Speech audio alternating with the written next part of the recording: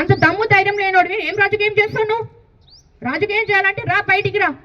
నేను మదన్న పోయి ప్రూఫ్తో సహా నిలబడ్డాడు. మరి నువ్వెందుకు రాలేవు ఇంట్లోంచి? ఏదో ప్రెస్ మూడు 4 మాటలు మాట్లాడి పోయి ఎన్నో పండుకుంటావు.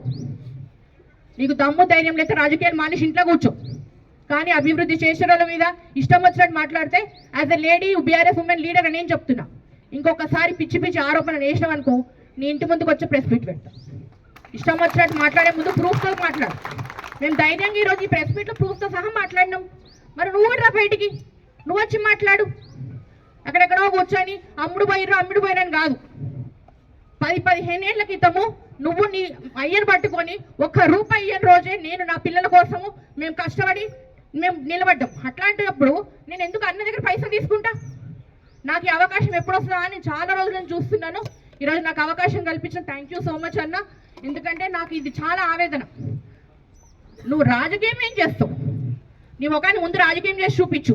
కుటుంబ విలువలు తెలియదు నీకు, అమ్మ అంటే తెలియదు, అయ్య అంటే తెలియదు, నీకేం తెలుసు? నీకు అసలు ఎన్నో తాగి ఎండో పండుకున్నాడు కాదు. ప్రజల మధ్య ఉండు. ప్రజల మధ్య ఉంటే ప్రజల సమస్యలు తెలుస్తాయి. అంతేగాని హరీష్ అన్న మీద మాట్లాడు, మైపాల్ రెడ్డి అన్న మీద మాట్లాడు కాదు.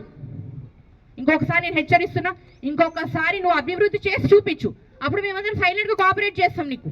అంతేగాని పనికి మాటలు మాట్లాడుకుంటూ పల్లిపాలను కత్తలు పడితే మాత్రం ఊరుకునేది లేదు. ఈ అవకాశం ఇచ్చినందుకు నాకు థ్యాంక్ యూ.